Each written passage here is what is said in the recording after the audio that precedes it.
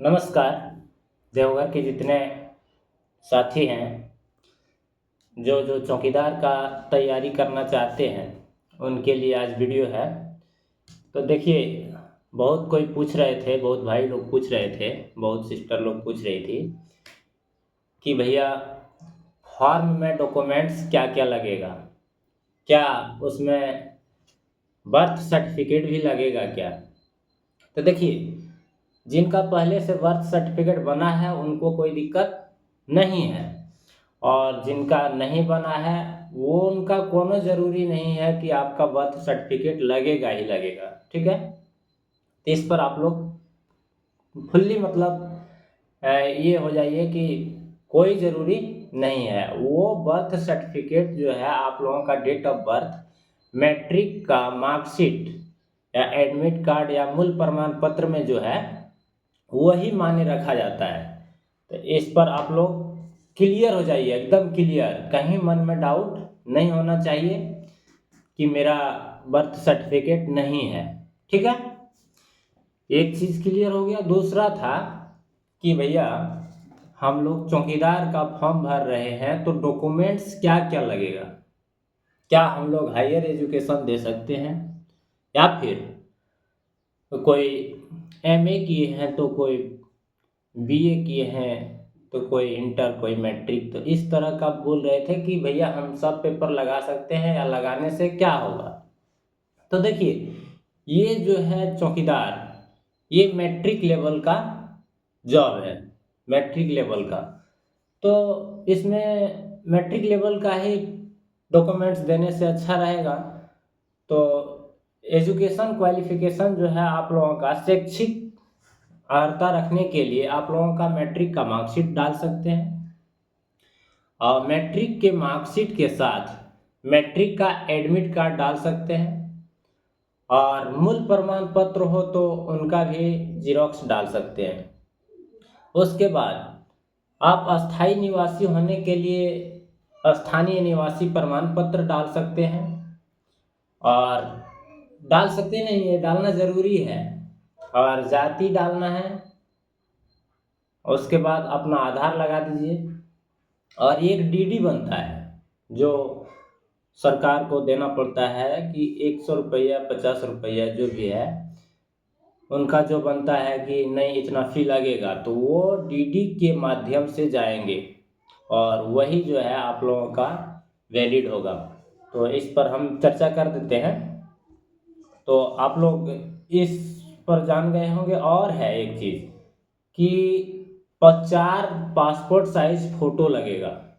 ध्यान रखिएगा, 4 passport size photo लगेगा। 4 फोटो में जो है 2 फोटो आप लोगों का फॉर्म में चिपक जाएगा, और उसमें लिखना है स्व अभिप्रमाणित।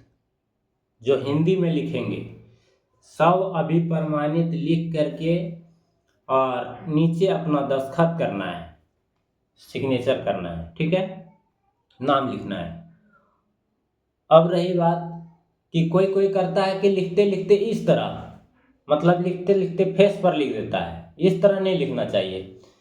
यहाँ लिखते हैं अगर सेल्फ अटेस्टेड यहाँ से यहाँ तक, तो इसके जस्ट नीचे आपका सिग्नेचर होना चाहिए, ना कि इस तरह पूरा फोटो इतना का है और इस पर आप लोग फेस पर लिख दिए, तो फेस पर नहीं लिखा जाता है। ये चीज़ कंफर्म हो जाइए।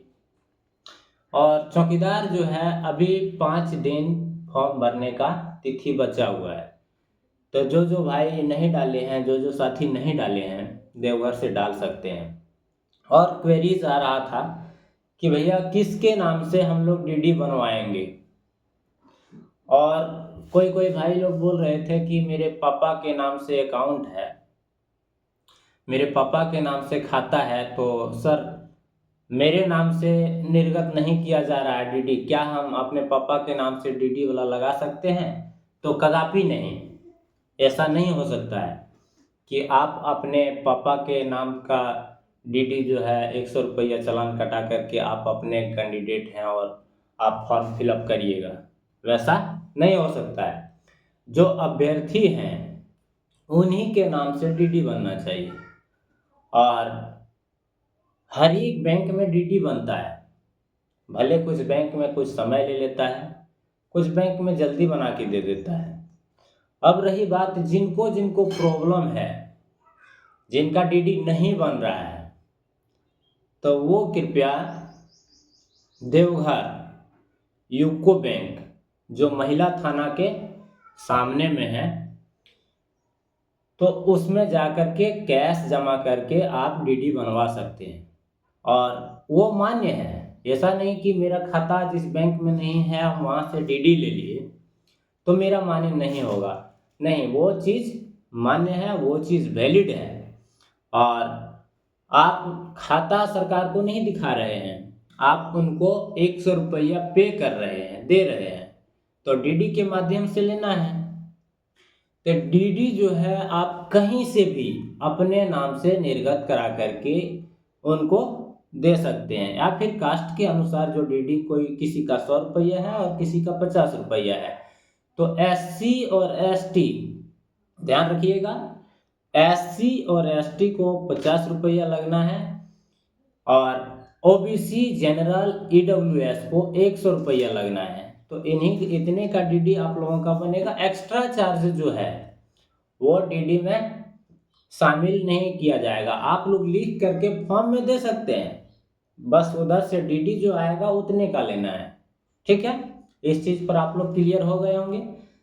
तो आगे है कि फॉर्म, कोई पूछ रहे थे भैया फॉर्म के ऊपर जो है लिफाफा के ऊपर क्या लिखना है, तो इस चीज़ के ऊपर हम एक बार क्लियर कर देते हैं। लिफाफा के ऊपर सबसे ऊपर में लिखना है विज्ञापन संख्या, उसके बाद लिखना है आवेदित पद का नाम, उसके बाद लिखना है बीट संख्या, उसके बाद लिखना है ग्राम का नाम, उसके बाद लिखना है पंचायत का नाम, उसके बाद अंचल का नाम, उसके बाद थाना का नाम।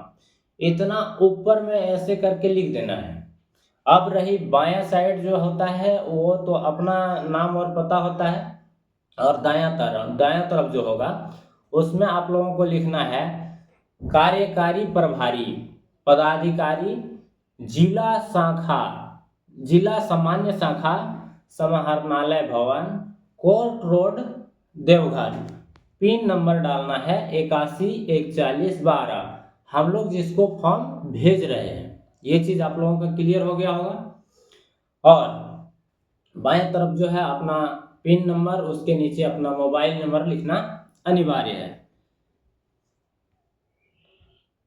और जो है एक चीज़ रह गया, जितना भी आप लोग डॉक्यूमेंट्स दीजिएगा, फॉर्म में 2 जगह दस्तखत होना है, आप लोगों का सिग्नेचर होना है, तो सिग्नेचर करिएगा और फोटो पर सिग्नेचर करिएगा।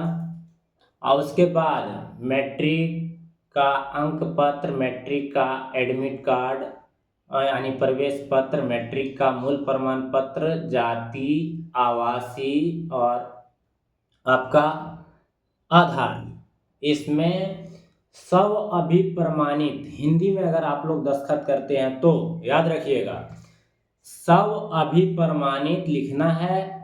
उसके बाद अपना नाम जैसे दस्तखत करते हैं, सिग्नेचर करते हैं, वो लिखना है और जिस डेट को आप फॉर्म फिलअप कर रहे हैं वो डेट नीचे मेंशन होना चाहिए। ये जो है आप लोगों का सटीक होना चाहिए।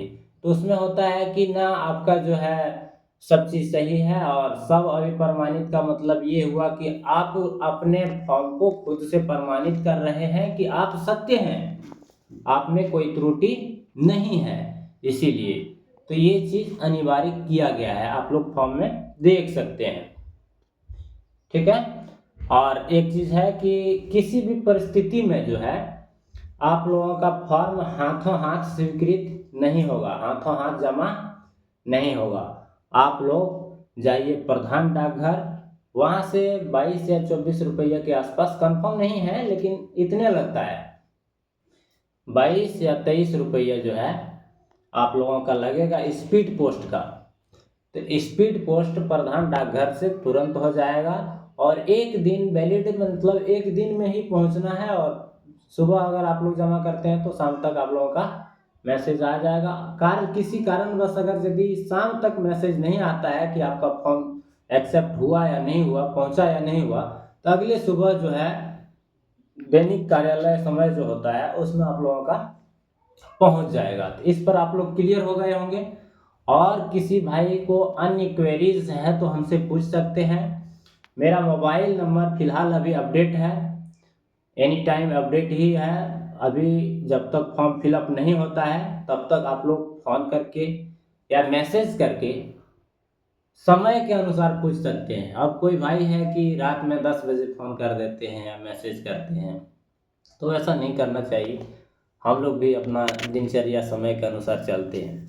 तो चलिए, मेरा वीडियो आप लोगों को पसंद हुआ होगा तो कृपया लाइक कर दीजिएगा, अपने दोस्त के साथ शेयर कर दीजिएगा और चैनल को फॉलो ज़रूर कर लीजिएगा, ताकि मैं आप लोगों का मदद किसी भी माध्यम से कर सकूं। धन्यवाद।